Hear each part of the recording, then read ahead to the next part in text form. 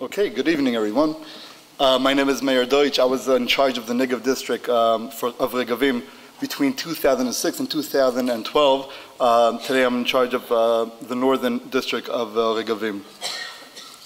So I'm very happy Ari just gave us the idea of what is the problem that we're talking about when we're talking about the problem in the Negev. Because when I was asked to talk about what are the solutions to the problem. But before we talk about the solutions, let us understand what is the problem that we need to solve. So this is the map of Israel today. This is not the petition plan. It is very close, very similar to the petition plan of 47. But this is the situation today, and this is the problem that Regavim is trying to deal with. Regavim was founded in 2006 after the disengagement from the Gaza Strip, when we understood that while we are all concentrated and focused about what's going on in Judea and Samaria with the Palestinians, in the meantime, the Negev and the Galil were taken over by Bedouins and Arabs. And that's why we started our activity. We're focusing today on the Negev. Just a second, sorry. So I'll just go over slowly what Ari just did, just so we understand exactly what we were talking about. This is the northern part of the Negev. You see here Hebron, the hills of Judea, and over here, right over here in the corner, you could see the edge of the Gaza Strip. In brown, you see the army bases down the Negev, and in blue, you see the Jewish cities. You see Be'er Sheva over here, Arad, Dimona, Yerucham over here, Ofakim in this area. Now, in the Negev, as you saw earlier, we were talking about approximately 500,000 Jews and approximately 200,000 Bedouins. Only in Be'er Sheva there are 200,000 Jews.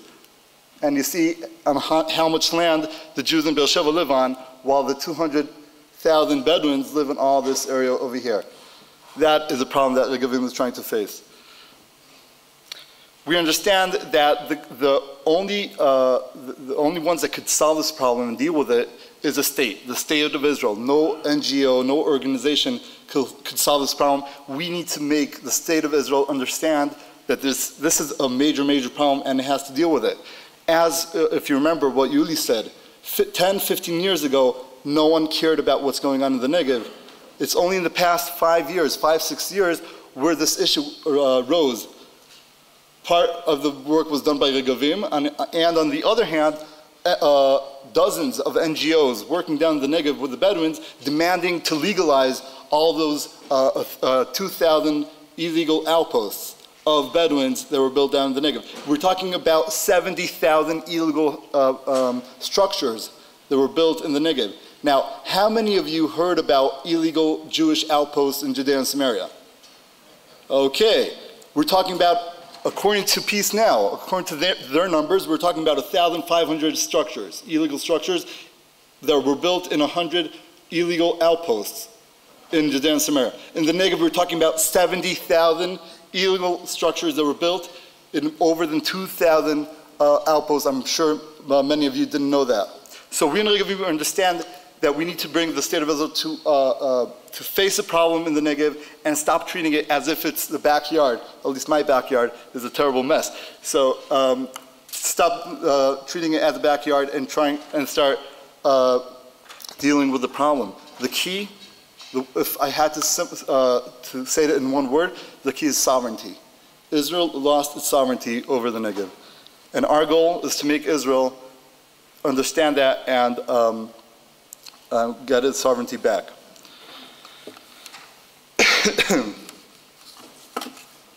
So, after 2 years of working between 2006 and 2007,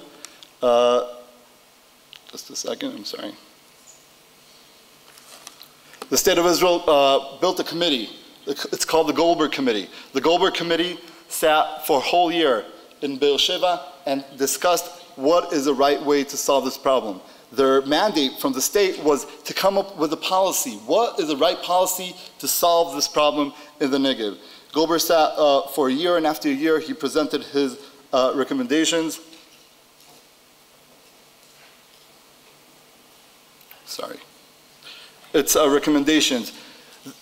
The Goldberg's recommendations spoke about three major legs. The first leg, the first part to the solution has to be to return the sovereignty. The way the committee started off its report was the citizens, the Bedouin citizens are citizens and they have to follow the law of the state of Israel. Before we start to do any kind of other plans, that is a basic. That is the first thing the state has to do, is to enforce law and return its sovereignty down to the Negev. Then there are two other parts for the Goldberg plan. The second part is talking about to solve the problem of ownership claims over the land. And the third part is building new communities and making sure all the Bedouins live in legal towns, either by enlarging existing towns or establishing new towns.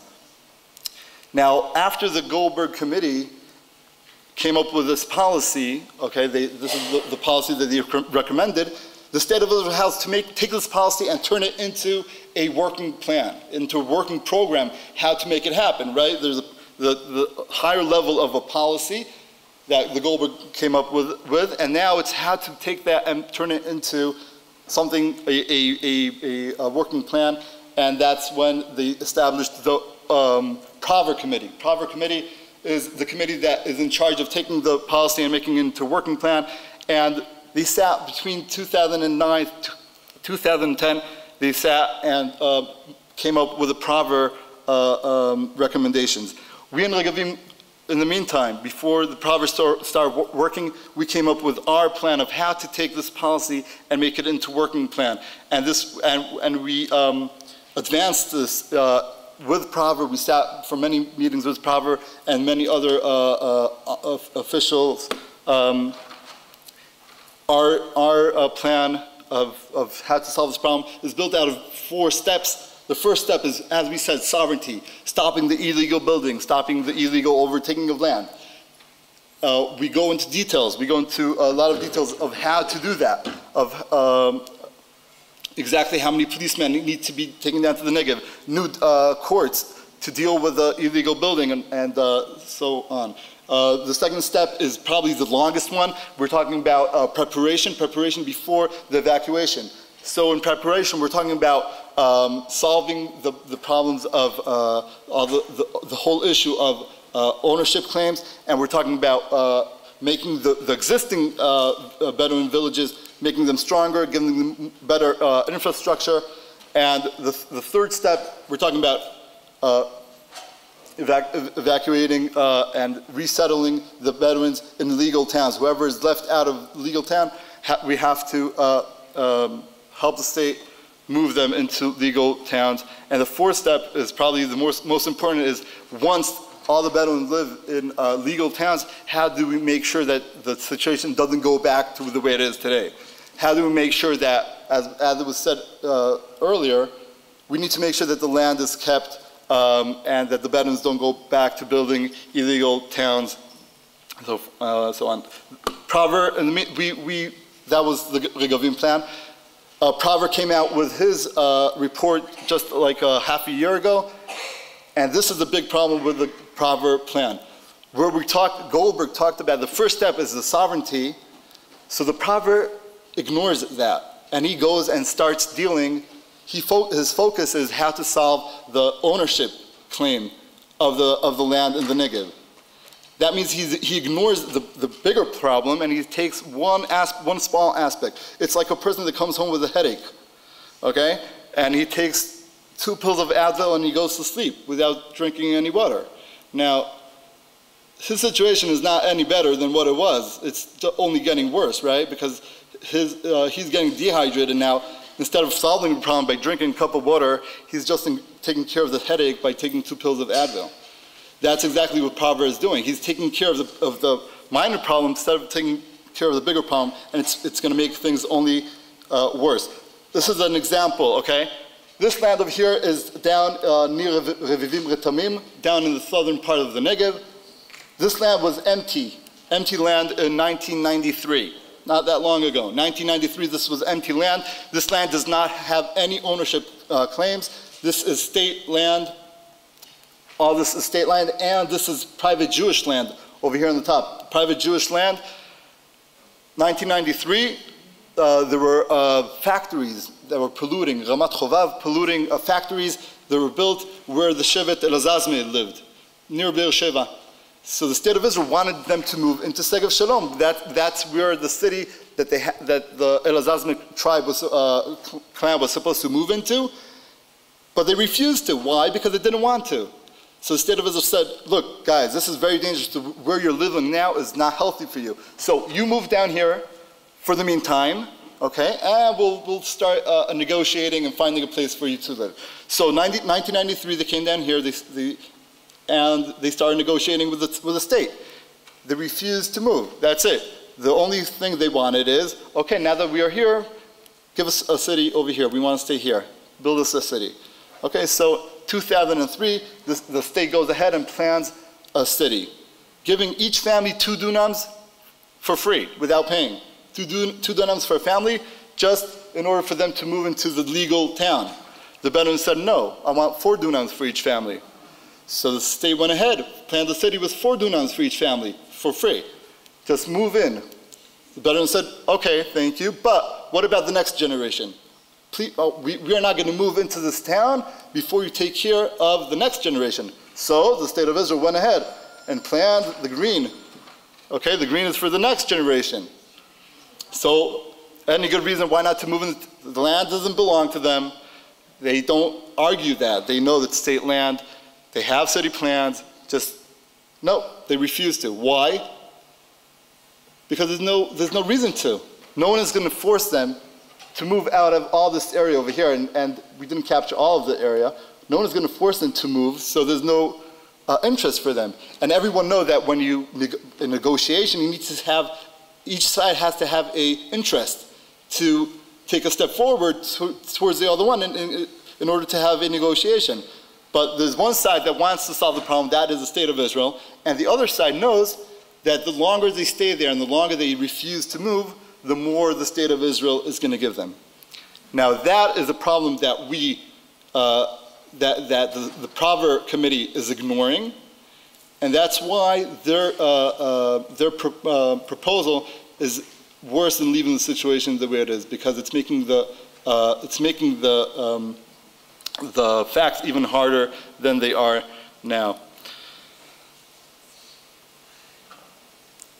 Today, the Prover Committee, the proposal is on the process of becoming into laws in the Knesset.